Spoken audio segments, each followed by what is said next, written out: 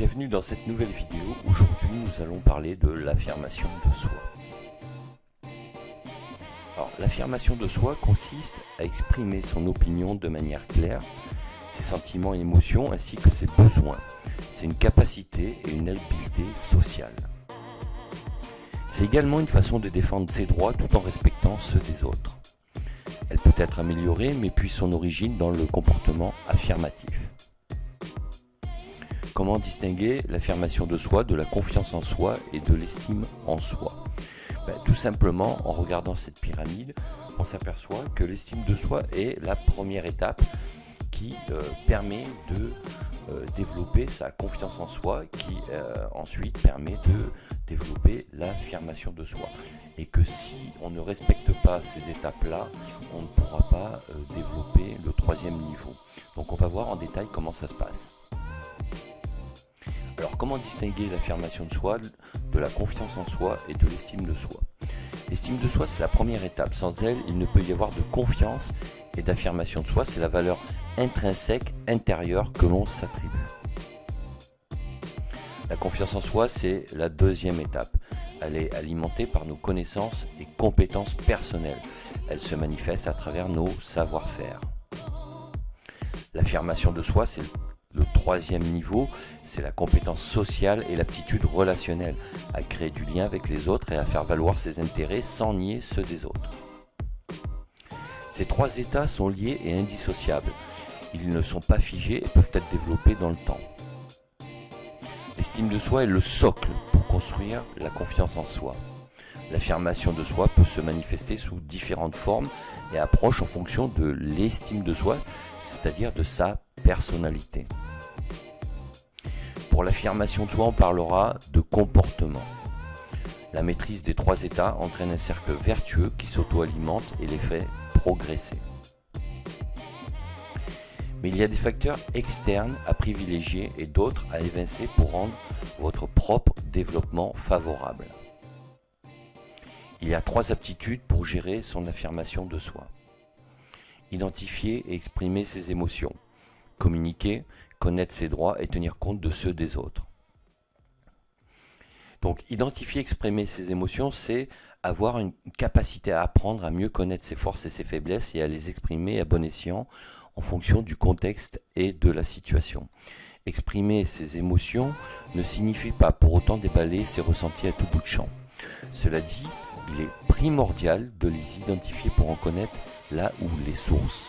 Et encore une fois, les facteurs externes ont un impact majeur sur leur gestion.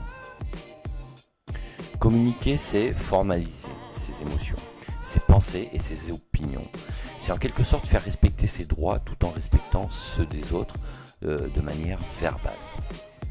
Votre interlocuteur connaît votre position et ressent votre respect envers ses propres points de vue. De cette manière, vous vous positionnez et lui aussi. En vous affirmant, vous démontrez que vous connaissez vos droits, mais en tenant compte de ceux des autres.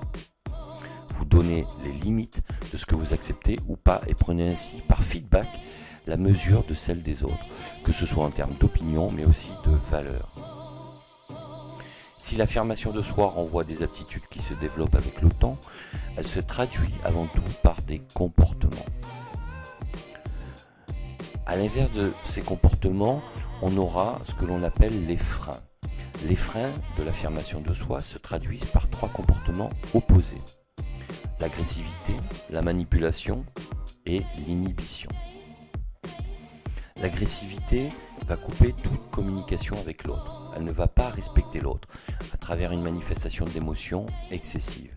Elle n'a que pour objectif de faire valoir ses droits, ses propres droits, au détriment de ceux des autres avec des comportements inappropriés. La manipulation, consciente ou inconsciente, ne favorise pas l'affirmation de soi, bien au contraire, puisqu'elle s'inscrit plus dans l'évitement et donc dans la non-résolution de problèmes. Les points de vue ne sont pas affichés, clairement et laissent planer le doute.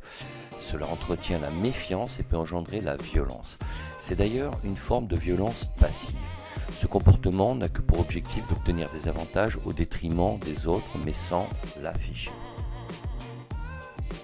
L'inhibition est un comportement passif et soumis qui n'arrive pas à exprimer ses émotions et à s'exprimer tout court. C'est une forme d'anxiété, la personne préfère se taire plutôt que de décevoir ou de contrarier son interlocuteur. Ce comportement est particulièrement destructeur. Il peut même parfois déclencher de l'agacement car l'interlocuteur ne perçoit pas votre personnalité et encore moins ce que vous pensez. On parlera donc de comportement affirmé qui consiste à faire valoir ses intérêts en défendant ses points de vue même si l'on tient compte de l'avis et du point de vue des autres sans pour autant y adhérer. En s'affirmant, on s'appuie sur ses connaissances, ses compétences et ses propres expériences qui ont validé votre vision des choses. Ces dernières ont construit votre confiance en vous. On a ce que l'on appelle les habiletés sociales, qui consistent à savoir formuler une demande de manière assertive, c'est-à-dire de manière neutre, non agressive, mais de manière objective. Savoir dire non, là aussi de manière assertive. Exprimer ses émotions de manière adaptée. Accepter un compliment. Faire un compliment, notamment à travers des signes de reconnaissance, voir la vidéo que j'ai faite sur le sujet, concernant les signes de reconnaissance dans l'analyse transactionnelle. Accepter la critique. Et enfin, exprimer une critique. Alors, l'assertivité, la communication interpersonnelle, les méthodes pédagogiques, les techniques de management, l'écoute active, les états du moi en analyse transactionnelle sont autant de techniques qui permettent de mieux s'affirmer.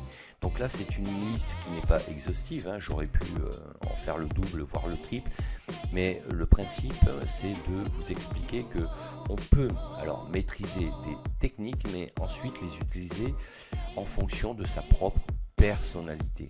Et bien évidemment, c'est la pratique qui va affiner votre manière d'aborder ces sujets-là et ces thèmes-là pour mieux vous affirmer. En résumé, l'affirmation de soi clôture le cercle vertueux avec l'estime et la confiance en soi. Tout le monde peut l'améliorer en respectant certains principes, mais surtout en utilisant des techniques simples et efficaces comme une boîte à outils dans laquelle on puise selon les situations. Si cette vidéo vous a plu, n'hésitez pas à la partager. N'hésitez pas également à mettre un pouce bleu vers le haut, à vous abonner à la chaîne et à partager sur vos réseaux sociaux et à me laisser un commentaire. Sachez que vous pouvez également télécharger gratuitement le livre Accomplissez-vous sur mon blog Cap sur vous. Il ne me reste plus qu'à vous dire à bientôt pour d'autres vidéos et d'ici là, ciao ciao.